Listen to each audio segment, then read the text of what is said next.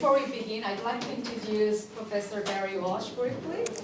Right, Professor Walsh studied at the University of Liverpool and also studied at the University of Edinburgh.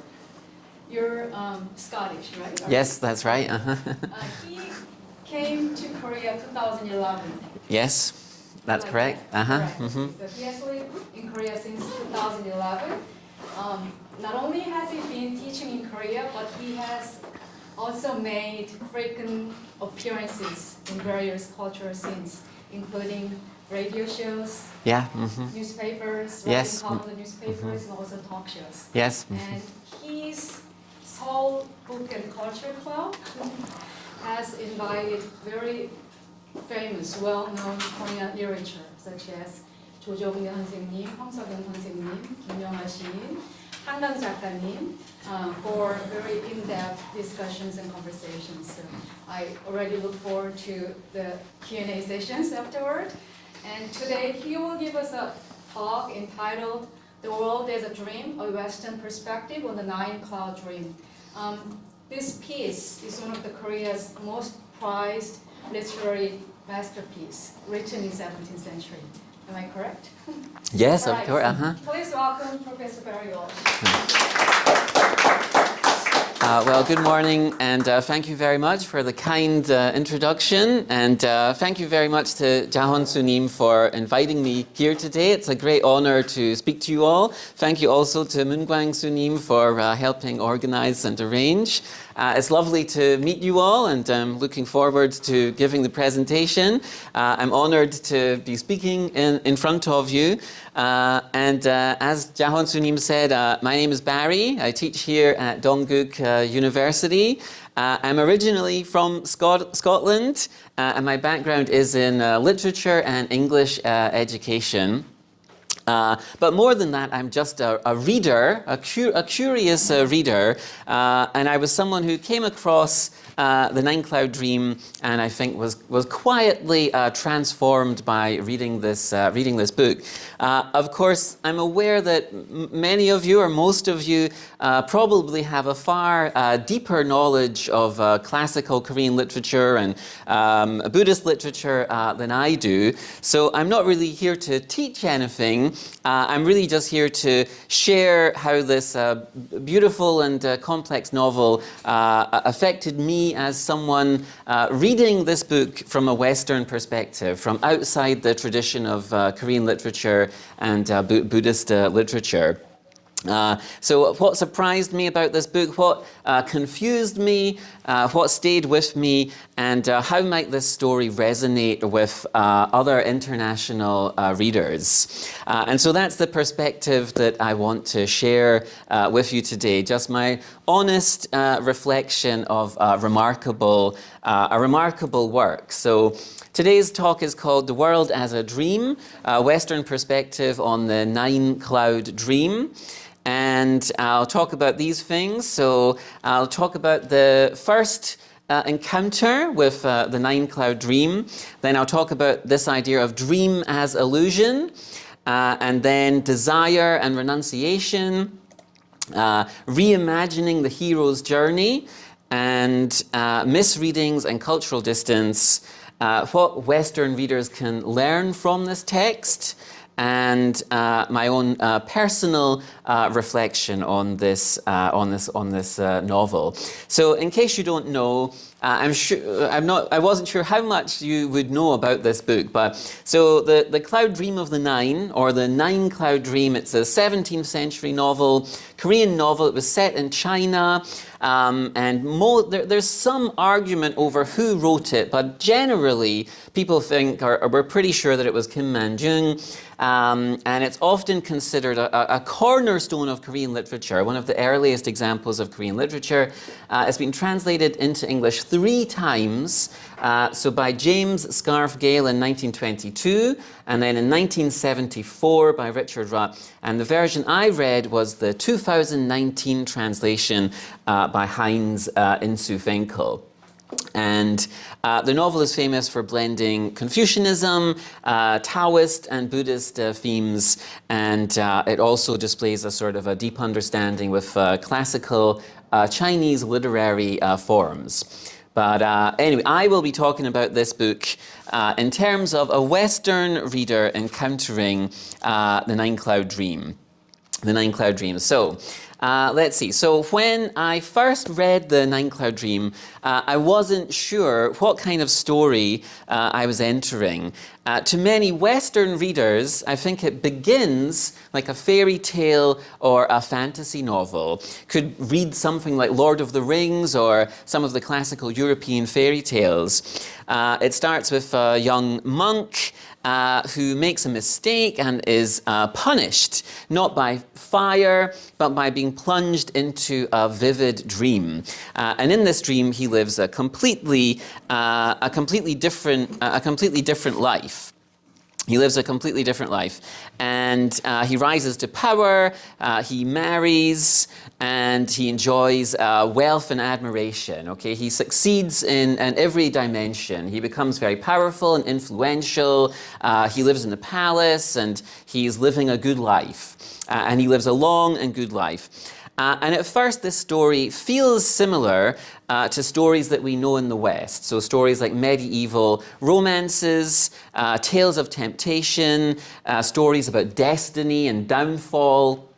It reads something like the Arabian Nights or Don Quixote, where reality and imagination blur, right? There's this blurring of the dream world, of reality, of imagination, and reality.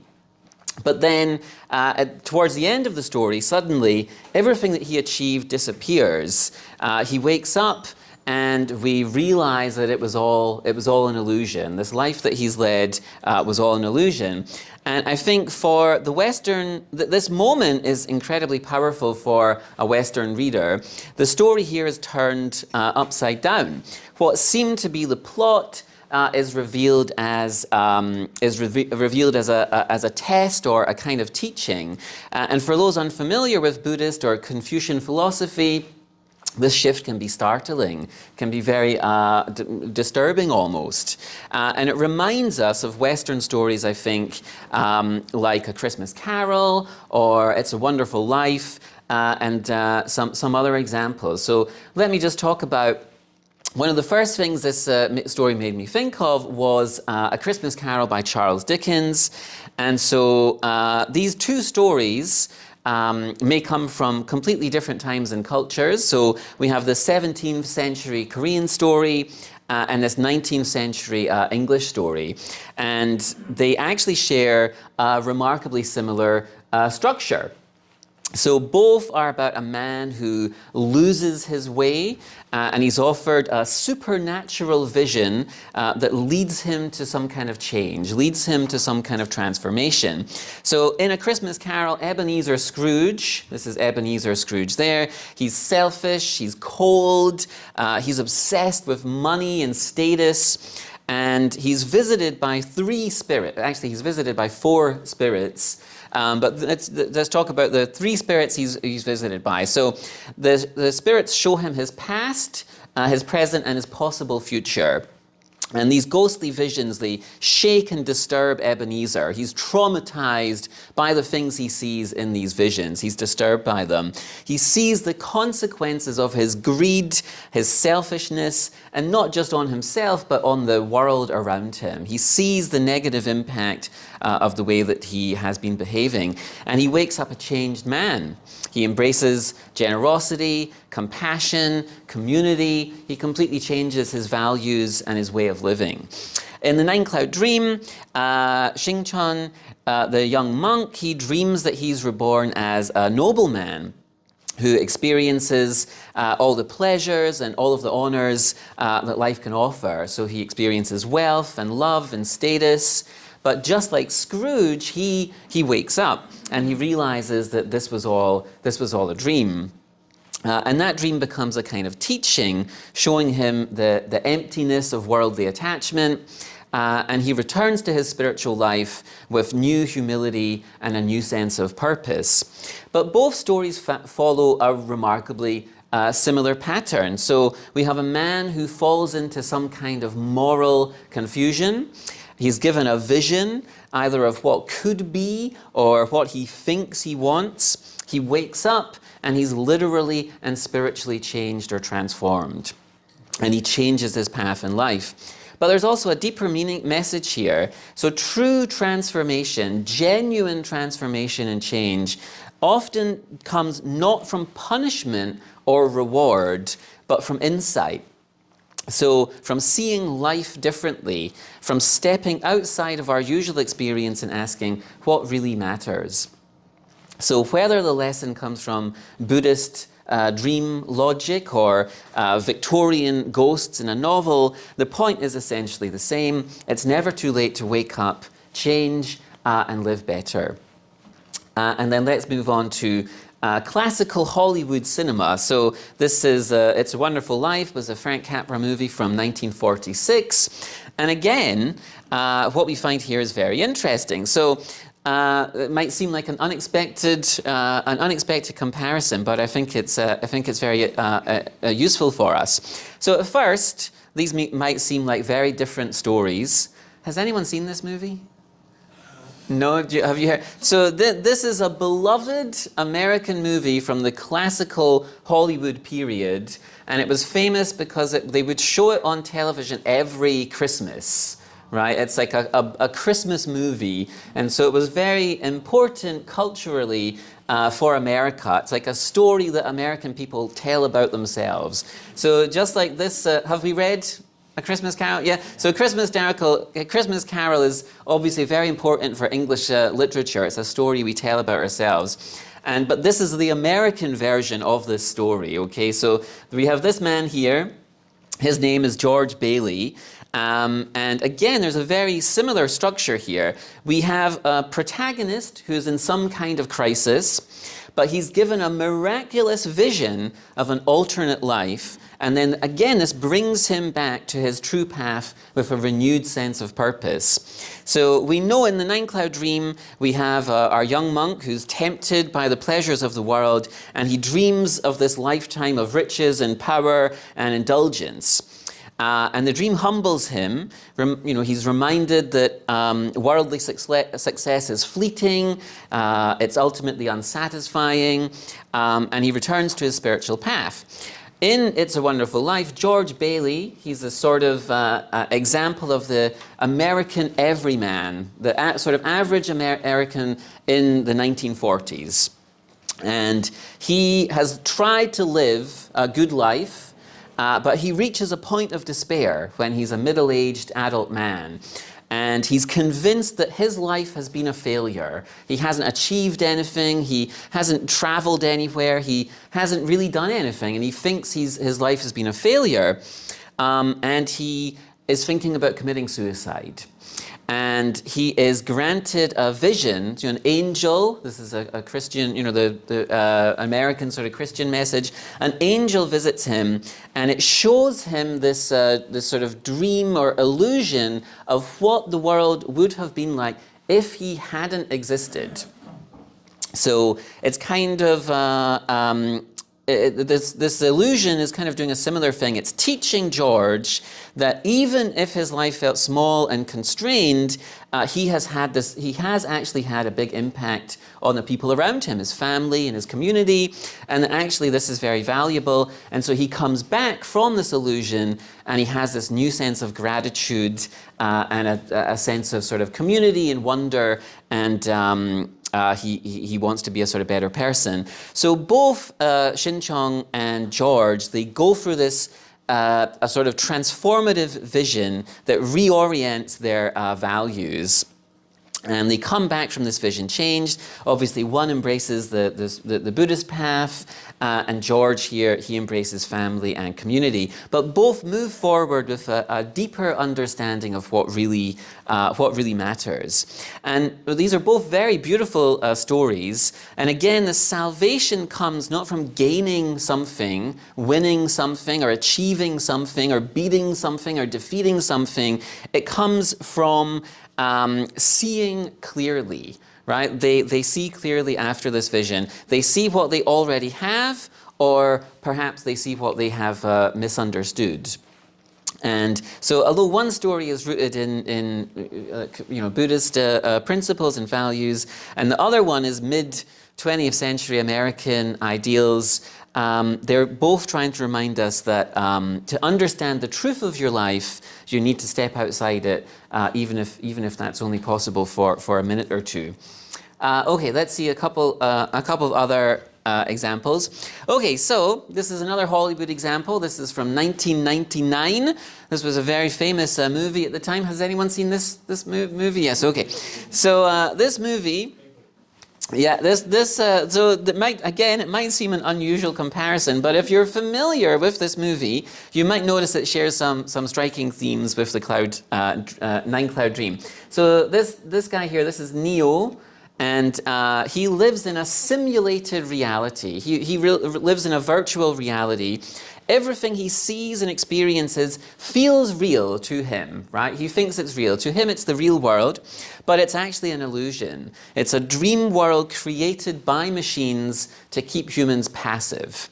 And when he's offered a choice, so famously the red pill or the blue pill, he chooses to wake up, right? He takes the red pill and he's sort of reborn into reality.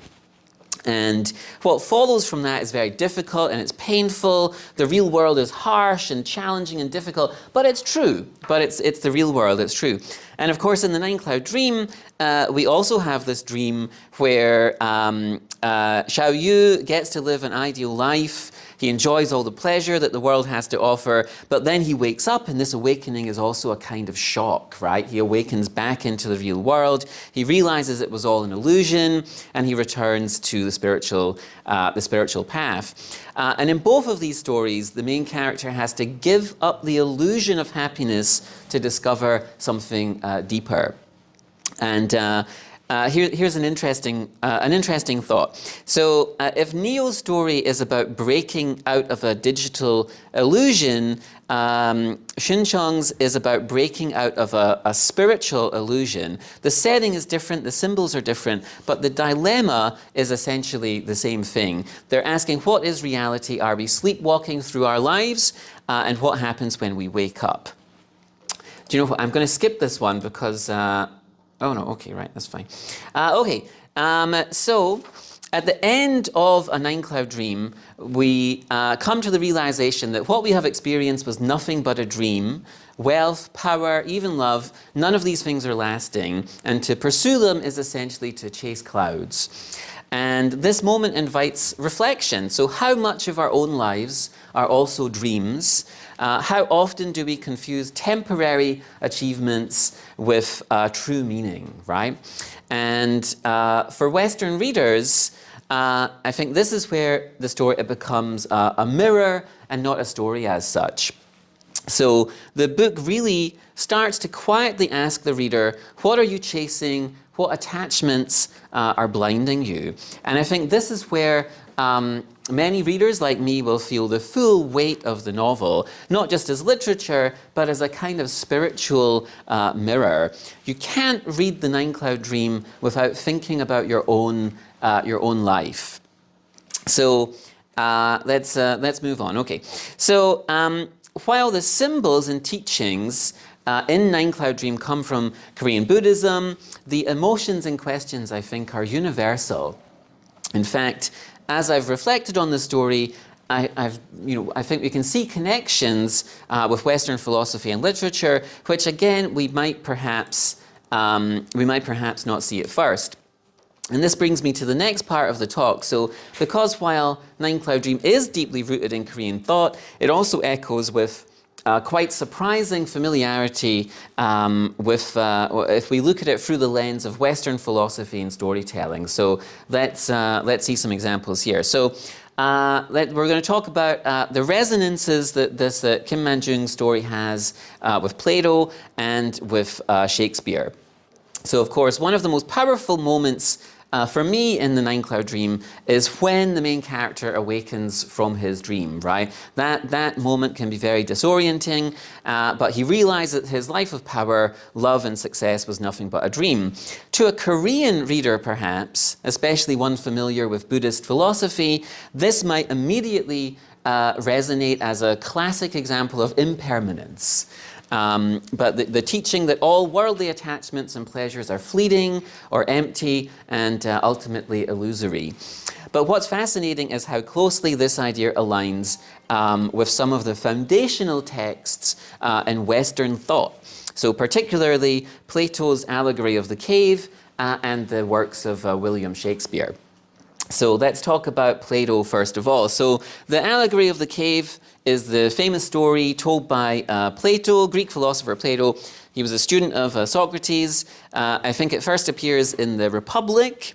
And this is in this allegory, they describe a group of people who've spent their entire lives chained inside a dark cave. They can't turn their heads to look behind them. They can only see the wall in front of them. Behind them is a fire. And between the fire and prisoners, people are walking behind them. But the people who are chained together, they can only see the shadows on the wall. And to these prisoners, the shadows are the only reality that they know. That's the only understanding of the reality that they have. They believe these moving shapes on the wall are real because they've never seen anything else. But what if one prisoner is freed and forced to leave the cave? At first, they might be overwhelmed by the light outside. However, over time, they would begin to see and understand the real world illuminated by the sun. Upon realizing this truth, they might feel pity for those still trapped in the cave. And if they returned to help them, they would probably be rejected or perhaps even attacked by the people that are in the cave looking at the wall, because they want to cling to the familiar shadows and they're still scared of the unknown in the real world. So what does this represent? So this is the difference between illusion and truth. The shadows symbolize false beliefs or incomplete understandings, but the world outside the cave represents knowledge and enlightenment. The people who live only within their limited perceptions may resist or even reject new truths because they feel safer in the world they know. But the allegory explores what it means to grow intellectually and spiritually, and the danger that might also come with it. And it raises questions about human nature, about the pursuit of truth, and the challenge of helping other people see things they may not be ready to see. So how does this compare with the Nine-Cloud Dream? So both stories use symbolic journeys, so one out of a cave and the other out of the dream, to explore the human condition. The prisoners in Plato's cave mistake shadows for reality, just as Xiao Yu mistakes his dream life for truth. In both of these cases, enlightenment comes through a painful awakening. So a prisoner must struggle to adjust the right of the real world, while Xiao Yu must accept that everything he experienced was ultimately empty. Now, whereas Plato's allegory emphasizes intellectual awakening and the fear society often has of new truths, the Nine-Cloud Dream centers on moral and spiritual awakening, and again, obviously drawing from Buddhist philosophy. But the message is similar. The world we live in, full of desires and illusions, may not be the true reality. Both works ask us to look beyond appearances, question what we think we know, and seek a deeper, more lasting truth, even if it challenges our comfort or identity. And as a Western reader, I think the Nine-Cloud Dream feels remarkably similar. The dream world that Xinqiang experiences, filled with courtly love and fame and ambition, that's like the shadow world of Plato's cave. It's convincing, it's seductive, but it's illusory. And just like the freed prisoner, Xinqiang wakes up and sees what he thought was real was nothing more than a projection, just an echo of desire. And this parallel, I think, helps Western readers immediately connect with the deeper message of the Nine-Cloud Dream. Awakening is not about gaining more, but about seeing more clearly. Let's move on to Shakespeare. So, sorry, can I just have a sip of my coffee? Are we okay so far? Yes. Yeah? Okay, thank you. Okay, let's talk about Shakespeare. So, Shakespeare, we can find some very similar ideas in Shakespeare. So let's talk about The Tempest. This is Prospero from The Tempest. So toward the end of the play, Prospero is a magician, and he's created a fantastical world of illusions on an island. And he says something very reflective. He says, and it's a beautiful quote. He says, "We are such stuff as dreams are made on, and our little life is rounded with a sleep." It's one of the most famous lines from The Tempest, and it comes quite late in the play. I think it's in Act 4, but it has several important themes that Shakespeare often talks about, often writes about. First one is illusion versus reality. So Prospero says, "We are such stuff as dreams are made on," after this magical illusion that he's made has disappeared. And he reflects on how even grand and magical and beautiful things are fleeting. And this ties into the Tempest's sort of exploration of illusion, of how magic, how performance, and appearances can be deceiving or temporary, and they evaporate just as easily as they come into being. And the play itself is almost like a dream, and it ends just as Prospero's magic vanishes. It's also about the ephemeral nature of life. And again, Shakespeare would write about this in lots of his plays. So human life is fragile and fleeting.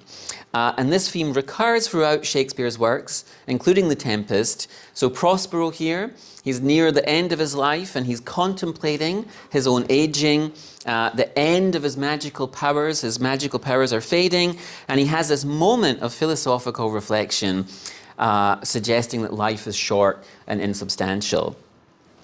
And it's also about forgiveness and letting go. So as Prospero prepares to forgive his enemies and abandon his magic, he recognizes the transient nature of power, of revenge, and even life itself. And this dream metaphor reinforces the need to let go of illusions, let go of grudges, embrace mortality and humanity instead. We can also see this as an example of theatrical metafiction. So what Shakespeare is doing here is he's also displaying some kind of self-awareness about theatre itself. So the play is a performance, and Prospero's words echo the idea that theatre is a brief and beautiful illusion. And so this quote, "We are such stuff as dreams are made on, and our little life is rounded with sleep." This is about power, illusion, mortality, and the beauty of transience. And it's all wrapped up in this metaphor of the dream. And this captures, I think, this idea of the fragile nature of human life. Like in the Nine Cloud Dream, reminds us that everything, love, pain, joy, and ambition are dreamlike. They'll fade and they will vanish. And for a Western audience, this line often serves as a way to express the beauty and the sadness of impermanence. So when we read the Nine Cloud Dream, we feel the same sort of bittersweet truth. The idea that life is precious, not because it lasts, but because it doesn't. Okay, so let's move on a little bit. So both Plato and Shakespeare are asking the same questions that the Nine Cloud Dream is asking. So what is real? Why do we chase illusions? And can we awaken before it's too late? And these are not just Eastern or Western questions, they're just human questions. And I think that's one of the great strengths of the Nine Cloud Dream. So even though it was written centuries ago, in a very different cultural and philosophical context, it still speaks to readers across the world. And it reminds us that we're all, in some way, living in a dream, and that wisdom begins when we start to see through this dream. So let's move on. Okay, so one of the most striking elements is how the story represents desire. So it's not as something simply bad or sinful, but just as something natural, even inevitable. So Xingchon doesn't just fall into temptation, he lives an entire dream life of pleasure, of power and love. He embraces it fully. But even when he wakes up, what seemed meaningful is revealed to be an illusion, not evil, just empty and impermanent. And to many Western readers, this can be surprising or perhaps refreshing, because in many Western religious traditions, especially Christianity, the narrative around desire is often framed in more moral terms. And so in Christianity, for example, desire is often seen as a temptation that leads one away from God. So if we think of the story of Adam and Eve, the moment they eat the fruit of knowledge, driven by desire, they fall from grace. In this framework, renunciation is often associated with guilt or repentance and punishment. The person who falls must confess and try to be pure again in some way. But there's no sense of guilt in the nine-cloud dream. Xinchong's fall into desire isn't treated as a moral failure. It's treated as a necessary experience. His dream life is part of his journey. It teaches him, it humbles him, and ultimately leads him to understanding. And this can be both liberating and challenging for the Western reader. And then, hello. And then, if we think about, okay, so in Buddhist philosophy, desire is usually seen as a source of suffering, but it's also the reason we're here. Samsara, the cycle of life and rebirth, is driven by attachment. But the path out of that cycle isn't about punishing ourselves, it's about seeing clearly. So when Songjin awakens, he doesn't condemn himself. He simply understands, all of that was a dream, none of it was real. It's a moment of compassion toward himself and toward the world. He doesn't reject desire with anger, he just lets it go with understanding. And okay, so lots of Western readers, I think, will often also see a parallel in Stoicism. So this is a school of philosophy that teaches the importance of controlling desire and accepting what we cannot change. So, for example, Epictetus wrote, "Freedom is not achieved by satisfying desire, but by eliminating it."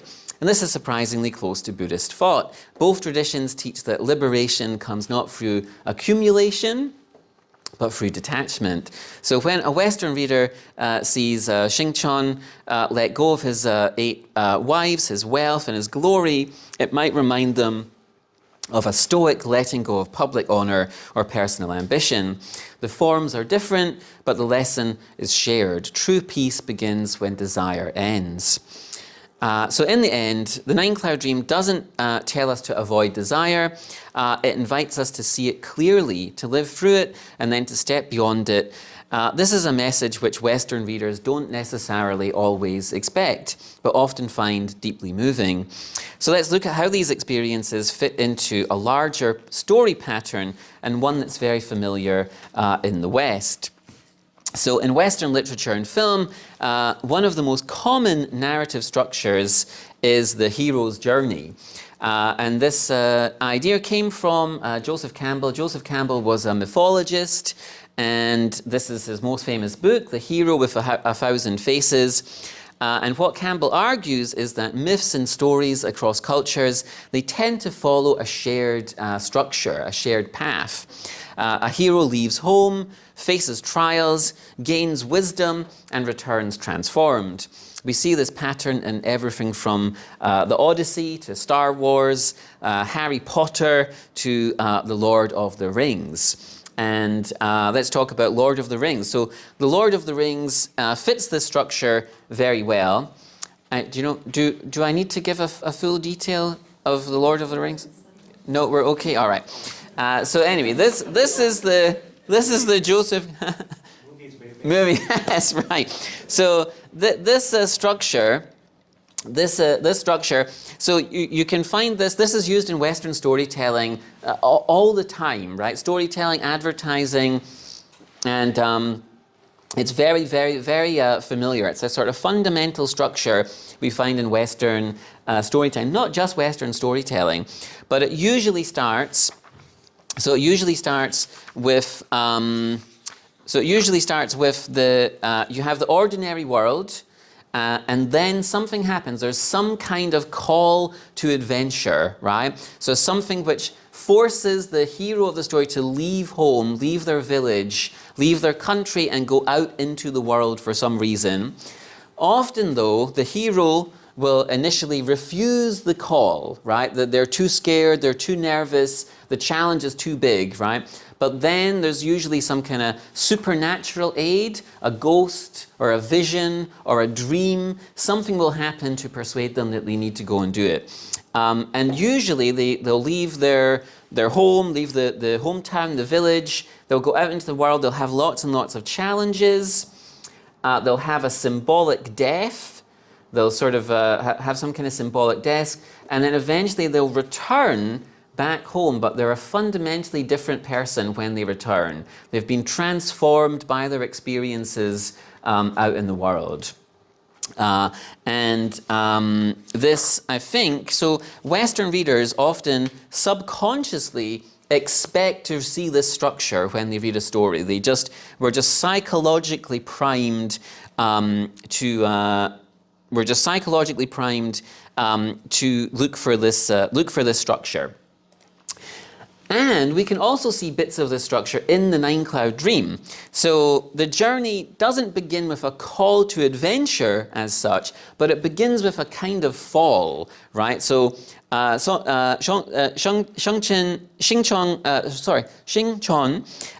makes a small mistake, right? He has this moment of desire, and so he's reborn, right, as Yang Xiaoyu. And he's reborn as a secular man, and he lives a life of ambition and indulgence. And for Western readers, this might feel like the departure or the crossing of the threshold, right?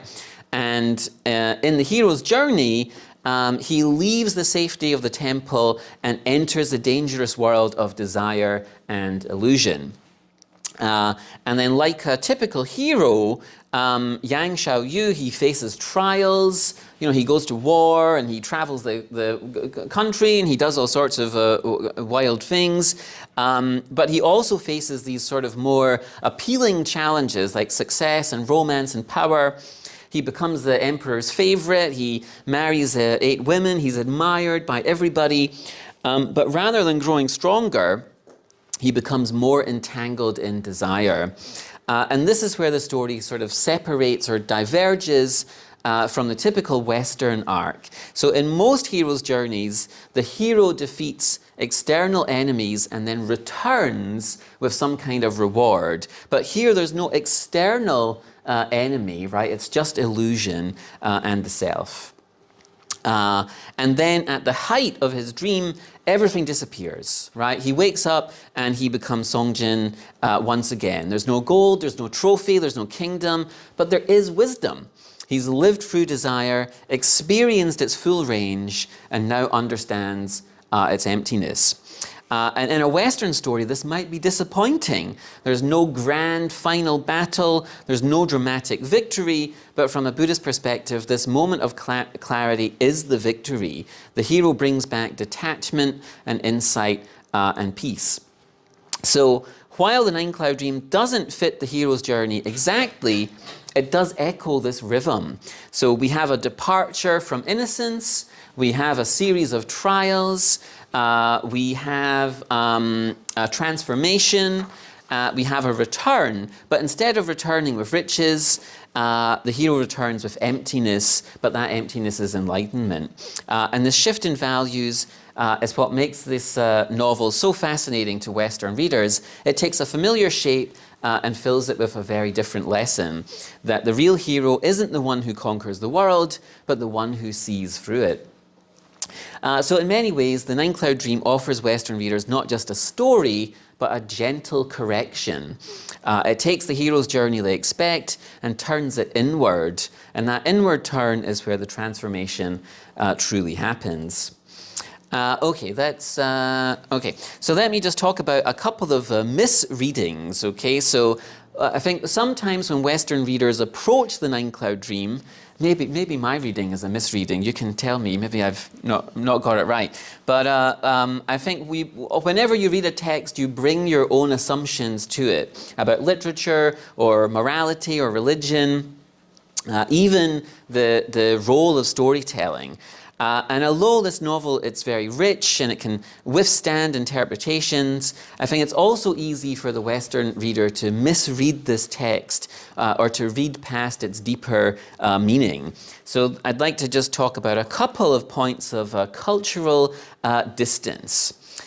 So I think that the most obvious misreading is that the Nine Cloud Dream is kind of an early fantasy novel, a sort of Korean version of the Arabian Nights or King Arthur or something like this, right? A romantic court drama or something, because it's very vivid and it's colorful, it's full of pleasure and power and palaces and beautiful imagery. It's tempting to see it as a kind of escapism, as entertaining or romantic.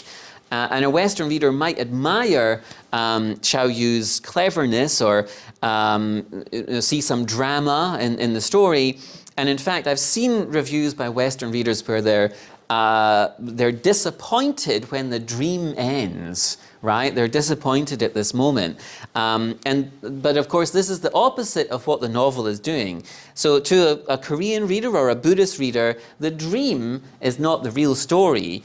It's designed to reflect the human attachment, to prepare the reader for this awakening that he experiences later.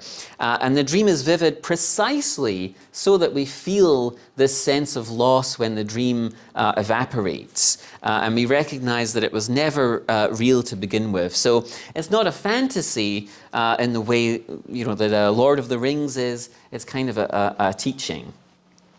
And then another common misreading is perhaps a moral one. So this idea that Xingqian is being punished for his desire. So in many Western traditions, especially Judeo-Christian traditions, we have this concept of fall and redemption. So Adam and Eve eat the forbidden fruit, they're cast out of paradise. And in this framework, Nine Cloud Dream might seem like a similar fall. A monk gives into temptation and is punished with a kind of suffering. But in the Buddhist context, the dream isn't a punishment, it's a lesson, and it's a compassionate lesson. So Xiao Yu doesn't suffer in hell, he lives a full, rich life, and then he wakes up. There's no guilt, there's no shame, there's just kind of understanding. And this is a very different emotional and spiritual tone that many Western readers might be used to. And this difference can change everything about how we read the story. A third misreading might concern the 9 women in the story. So in a typical Western narrative, especially more traditional narratives, the women might be seen as rewards or love interests or kind of symbols of temptation. So the Western reader might be tempted to ask, which women does he really love, or is he punished for loving too many women? But in the Buddhist perspective, the 8 fairies in the story represent different facets of worldly desire, whether this is beauty or status or comfort or loyalty or so on. So they're not just characters, they're kind of symbolic challenges for Xiao Yu when he's going through his life. But Western readers, I think, may miss this, the nuance of this, and interpret the relationships through a more modern lens of Western romance or something like this. But really, there's a deeper question here. What are we attached to, and can we let it go? So there's some other differences too. So these are probably deeper structural differences. So Western stories often rely on individualism and sort of more linear progress, but a character starts at some point, they arrive at another point, but they're stronger and they're more complete as a person. But the Nine Cloud Dream structure is more cyclical, and I guess we could say it has a more sort of karmic structure. Doesn't aim to entertain or resolve, it aims to awaken. And for Western readers unfamiliar with ideas like reincarnation or impermanence or this rhythm, this emotional rhythm can feel unfamiliar. We're used to characters growing and getting stronger, but here the goal is almost to grow lighter, to let go, not to build up. So why do misreadings matter? So misreadings matter because they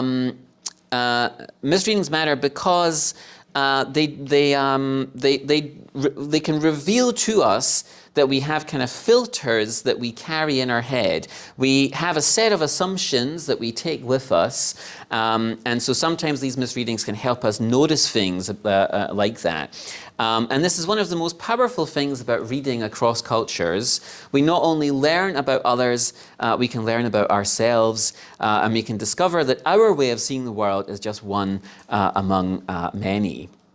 And I think that's what this novel teaches. And as a Western reader, it's easy to fall into the dream, into the romance, the ambition, the story itself. But the real power is that it invites us to wake up, not just Songjin, but the reader too. And when we do, we find not just a different story, but hopefully a different way of seeing. Okay, let's see. How are we doing? We've got 10 minutes or so? We've got about 50 minutes.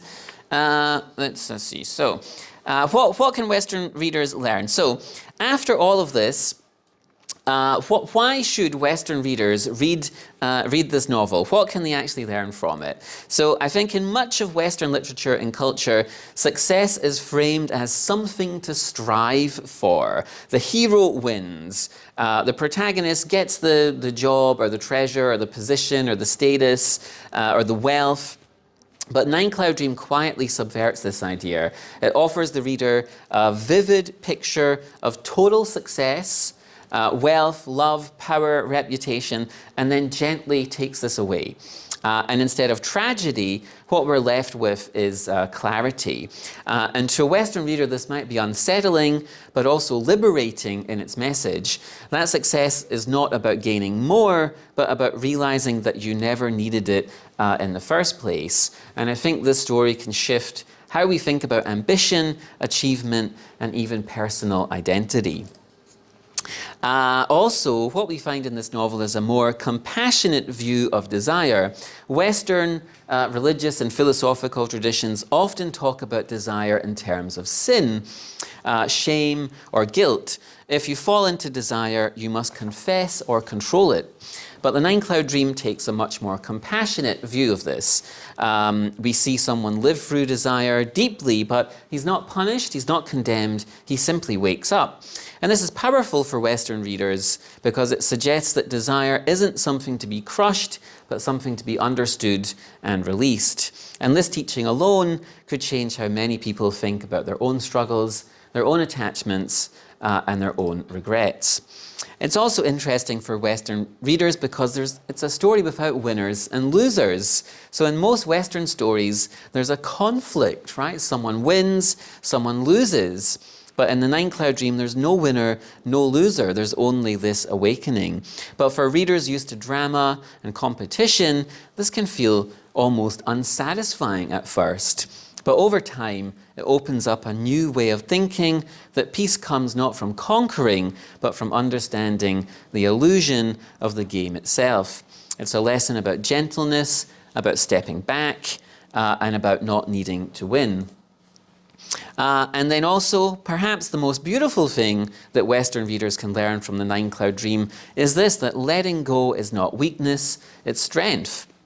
We live in a world that teaches us to hold tightly to dreams, to love, to identity, and this novel teaches us how to release. And that release doesn't mean emptiness, it means freedom. And in the end, I think the Nine Cloud Dream reminds us that the deepest questions are not Western or Eastern, they're human. What is real? What is worth pursuing? And can we wake up from our illusions? And these are questions that every culture asks, and while the answers may take different forms, they can still speak to each other. This novel, written centuries ago in Korea, continues to offer gentle guidance to readers around the world, especially those willing to look beyond the surface and into the mirror it holds up. And as a Western reader, I came to the Nine Cloud Dream looking for a story, and I found a teacher, and I think many others will too. So can I just finish? I just want to say a little bit about reading this novel as a Catholic reader. So as I mentioned earlier, so I come from Scotland, so I'm actually Scottish-Irish. My father's family is Scottish and my mother's family was Irish. And we were raised Catholic, went to a Catholic church, went to Catholic school. And so I was raised in that tradition with saints and stories and hymns and so on. And we were taught about sin and salvation. Heaven and hell, and we were taught most of the time that desire, especially too much desire, could lead you away from God. And so reading Buddhist novels or literature sometimes feels like a very different type of story, different type of storytelling. The tone is different, the vocabulary is kind of different, and so it can be a very interesting experience. But reading The Nine Cloud Dream, I was struck by not just how different it was, but how familiar it felt in some other ways. So this idea of awakening from illusion reminded me of moments in Catholicism where we talk about the world as a veil, a kind of fog through which we only partly see the divine. And this idea of letting go of attachment reminded me of some of the famous mystics, so people like St. Francis of Assisi, who gave up wealth and status to seek truth. And in Christian tradition, this idea of the veil often refers to the way that our earthly life obscures the full reality of God. We live in a world where we can only partly perceive the truth of the divine. Our senses, our desires, our daily concerns are like a kind of fog or curtain that keep us from seeing clearly.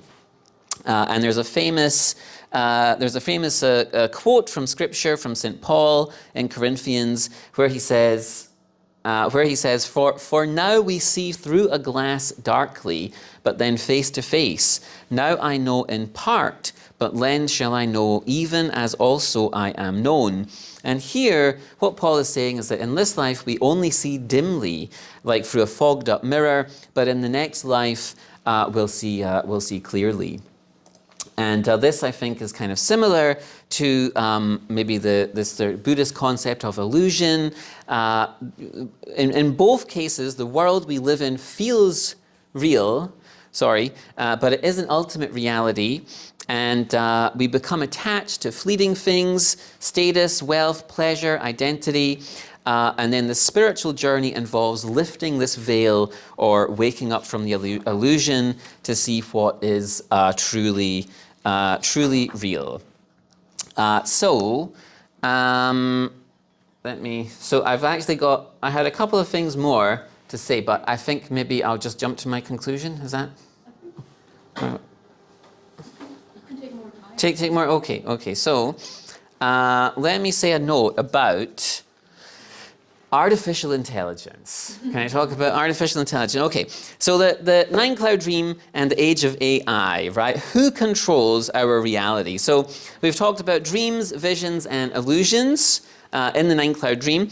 What about now, right? 2025, what is our illusion? So in the novel, Xiao Yu falls into this beautiful, convincing dream. It's vivid, it feels real, but it's not. It's a spiritual test. It's a false world shaped by desire. When he wakes up, he realizes that it was just a projection of his own longings. Now, if we think about our world today, specifically how AI is shaping our sense of reality, so we have personalized algorithms, we have deep fakes. AI doesn't just reflect reality, it filters, it curates, and increasingly constructs it. We see only what it wants or thinks we want to see. Our news, our social media, even our art and writing can be generated by systems not trained on truth, but on patterns of behavior, bias, data, and profit.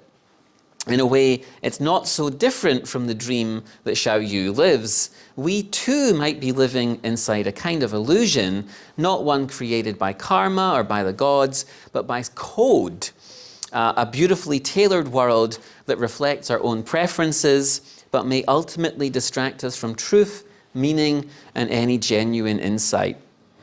And just like Xiao Yu, we may not realize we're dreaming until someone or something wakes us up. This wake-up call could be a personal crisis, an ethical dilemma, or simply a moment of quiet disconnection, stepping away from the algorithm, the recommendation feed, and the illusion of constant stimulation. So the question becomes, in a world shaped by artificial intelligence, how do we see clearly? How do we avoid getting lost in the dream? And what the Nine Cloud Dream reminds us is that awakening is possible, but it takes reflection, discipline, and often a willingness to let go of what feel goods in the moment in order to seek what's ultimately real. So in this way, this 17th century Korean Buddhist novel might have something essential to say to us, even or especially in the age of AI. Okay, do I have time for one more little thing? Yeah, okay. So does anyone know who Daniel Kahneman is?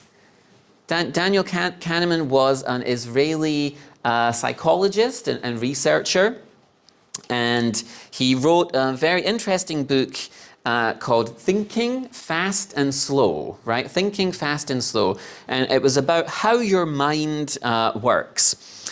And so what did he say? So Daniel Kahneman, so he says that there's two systems of thought, right? Our brain operates with two systems. So system number one, okay, it's fast, it's emotional, it's automatic. It jumps to conclusions without you even realizing it. This just happens. It takes mental shortcuts and it's prone to illusions, okay? And this is how we interpret the world around us.